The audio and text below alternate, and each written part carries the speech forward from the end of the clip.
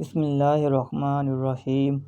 درود و سلام خاتم النبیین حضرت محمد مصطفیٰ صلی اللہ علیہ وآلہ وسلم پر اور ان کی آل پر۔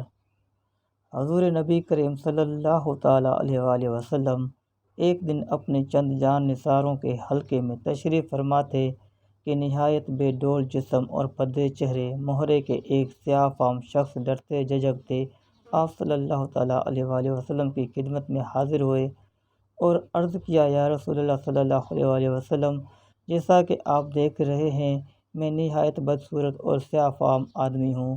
لوگ مجھے دیکھ کر نفرت سے منہ پھیر لیتے ہیں۔ کیا مجھ جیسا کریشہ منظر آدمی بھی جنت میں داخل ہو سکے گا؟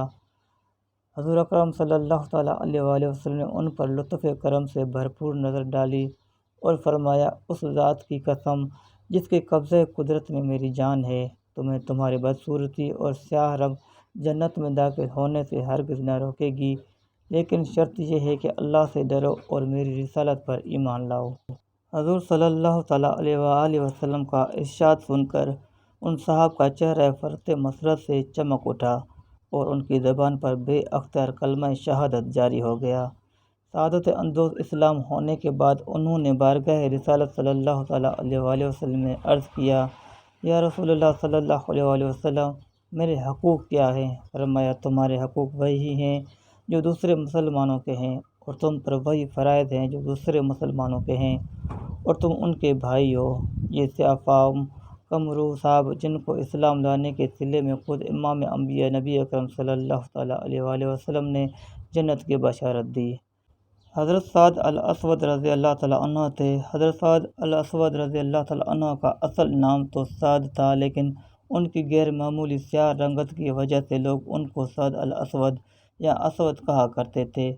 علامہ ابن اثیر رحمۃ اللہ علیہ کا بیان ہے کہ قبول اسلام کے چند دن بعد حضرت سعد الاسود رضی اللہ تعالیٰ عنہ نے بارگاہ رسالت میں عرض کیا، یا رسول اللہ صلی اللہ علیہ وآلہ وسلم، میں نکاح کرنا چاہتا ہوں، لیکن کوئی شخص میری بدصورتی کی سبب مجھ کو رشتہ دینے پر راضی نہیں ہوتا۔ میں نے بہت سے لوگوں کو پیام دیے، لیکن سب نے رد کر دیے۔ ان میں سے کچھ یہاں موجود ہیں اور کچھ غیر حاضر ہیں۔ نبی رحمت صلی اللہ تعالیٰ علیہ وآلہ وسلم جانتے تھے کہ اس سیاہ فام شخص کو اللہ تعالیٰ نے نورانی جبلت عطا کی ہے، اور جوش ایمان اور اخلاص فی الدین کے اعتبار سے اس کا مرتبہ بہت بلند ہے۔ نبی رحمت صلی اللہ تعالیٰ علیہ وآلہ وسلم اپنے ایک جان نثار کی بے خانہ درخواست سن کر آپ صلی اللہ تعالیٰ علیہ وآلہ وسلم کی شان رحیمی نے گوارا نہ کیا کہ لوگ اس کو موت اس وجہ سے ٹھکرائیں کہ وہ ظاہری حسن و جمال سے محروم ہے۔ آپ صلی اللہ تعالیٰ علیہ وآلہ وسلم نے فرمایا، سعد گھبراؤ نہیں، میں خود تمہاری شادی کا بندوبست کرتا ہوں۔ تم اسی وقت عمرو بن وہب ثقفی کے گھر جاؤ اور سلام کے بعد ان سے کہو کہ رسول اکرم صلی اللہ تعالیٰ علیہ وآلہ وسلم نے آپ کی بیٹی کا رشتہ میرے ساتھ کر دیا ہے۔ حضور اکرم صلی اللہ تعالیٰ علیہ وآلہ وسلم کا ارشاد سن کر حضرت سعد الاسود رضی اللہ تعالیٰ عنہ شاداں و فراں حضرت عمرو بن وہب رضی اللہ تعالیٰ عنہ کے گھر کی طرف چل دیے۔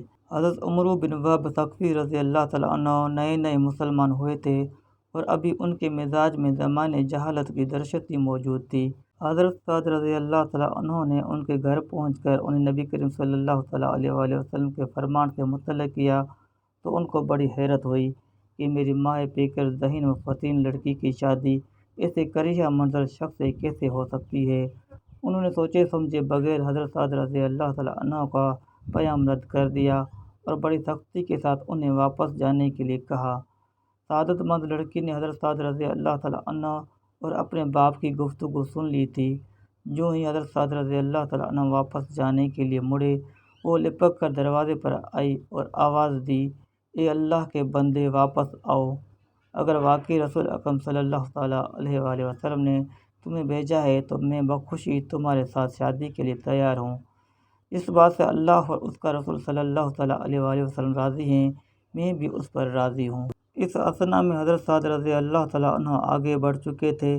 معلوم نہیں انہوں نے لڑکی کی بات سنی یا نہیں، بہرصورت بارگاہ رسالت میں حاضر ہو کر سارا واقعہ عرض کر دیا۔ ادھر ان کے جانے کے بعد نیک وقت لڑکی نے اپنے والد سے کہا، ابا قبل اس کے کہ اللہ آپ کو رسوا کرے، آپ اپنی نجات کی کوشش کیجیے۔ آپ نے بڑا غضب کیا کہ رسول اکرم صلی اللہ تعالیٰ علیہ وآلہ وسلم کے فرمان کی پرواہ نہ کی اور حضور اکرم صلی اللہ تعالیٰ علیہ وآلہ وسلم کے فرزندہ کے ساتھ نازیبا سلوک کیا۔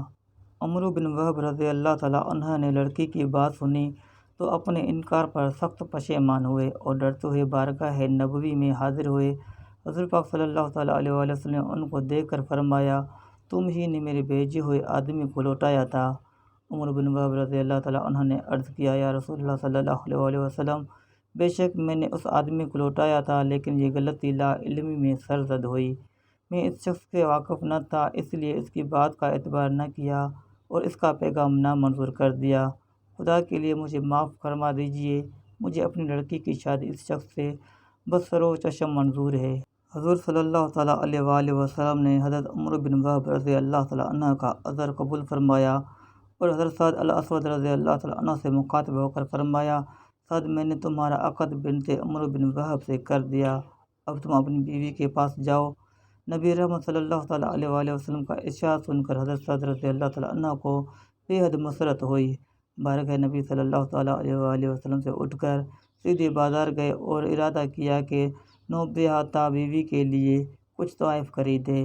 ابھی کوئی چیز نہیں خریدی تھی کہ ان کے کانوں میں ایک منادی کی آواز پڑی جو پکار رہا تھا، اے اللہ کے شہ سوارو، جہاد کے لیے سوار ہو جاؤ اور جنت کی بشارت لو۔ حضرت سعد رضی اللہ تعالیٰ عنہ نوجوان تھے، نئی نئی شادی ہوئی تھی، دل میں ہزار امنگیں اور ارمان تھے۔ بارہا مایوس ہونے کے بعد شادی کا مردہ فردوس گوش ہوا تھا، لیکن منادی کی آواز سن کر تمام جذبات پرجوش ایمانی غالب آ گیا اور نو عرس کے لیے تحائف خریدنے کا خیال دل سے یکسر کافور ہو گیا۔ جو رقم اس مقصد کے لیے ساتھ لائے تھے، اس سے گھوڑا، تلوار اور نیزہ خریدا اور سر پر عمامہ باندھ کر حضور پاک صلی اللہ تعالیٰ علیہ وآلہ وسلم کی قیادت میں غزہ پر جانے کے لیے مجاہدین میں شامل ہوئے۔ اس سے پہلے نہ ان کے پاس گھوڑا تھا، نہ نیزہ، نہ تلوار، اور نہ انہوں نے کبھی عمامہ اس طرح باندھا تھا، اس لیے کسی کو معلوم نہ ہوا کہ یہ سعد الاسود رضی اللہ تعالیٰ عنہ ہے۔ میدان جہاد میں پہنچ کر حضرت سعد رضی اللہ تعالیٰ عنہ ایسے جوش و شجاعت کے ساتھ لڑے کہ بڑے بڑے بہادروں کو پیچھے چھوڑ دیا۔ ایک موقع پر گھوڑا اڑ گیا تو اس کی پشت پر سے کود پڑے اور آستین چڑھا کر پیادہ ہی لڑنا شروع کر دیا۔ اس وقت حضور اکرم صلی اللہ تعالیٰ علیہ وآلہ وسلم نے ان کے ہاتھوں کی سیاہی دیکھ کر شناخت کر لیا اور آواز دی، سعد! لیکن حضرت سعد رضی اللہ تعالیٰ عنہ اس وقت دنیا و مافیہ سے بے خبر اس جوش کے ساتھ لڑ رہے تھے کہ اپنے آقا صلی اللہ تعالیٰ علیہ وآلہ وسلم کی آواز کی بھی خبر نہ ہوئی۔ اسی طرح داد شجاعت دیتے ہوئے جرعہ شہادت نوش کیا اور عروس نو کے بجائے حوران جنت کے آغوش میں پہنچ گئے۔ نبی رحمت صلی اللہ تعالیٰ علیہ وآلہ وسلم کو حضرت سعد الاسود رضی اللہ تعالیٰ عنہ کی شہادت کی خبر ہوئی تو آپ صلی اللہ تعالیٰ علیہ وآلہ وسلم ان کی لاش کے پاس تشریف لائے، ان کا سر اپنی گود میں رکھ کر دعائے مغفرت کی اور پھر فرمایا، میں نے سعد رضی اللہ تعالیٰ عنہ کا عقد عمر بن وہب کی لڑکی کے ساتھ کر دیا تھا، اس لیے اس کے متروکہ سامان کی مالک وہی لڑکی ہے۔ حضرت سعد رضی اللہ تعالیٰ عنہ کے ہتھیار اور گھوڑے اسی کے پاس پہنچا دو اور اس کے ماں باپ سے جا کر کہہ دو کہ اللہ تبارک و تعالیٰ نے سعد کی شادی جنت کی حور سے کر دی ہے۔ قبول اسلام کے بعد حضرت سعد الاسود رضی اللہ تعالیٰ عنہ نے اس دنیا فانی میں بہت کم عرصہ قیام کیا، لیکن اس مختصر مدت میں انہوں نے اپنے جوش و ایمان اور اخلاص عمل کو جو نقوش صفحہ تاریخ پر ثبت کیے، وہ امت مسلمہ کے لیے تا ابد مشعل راہ بنے رہیں گے۔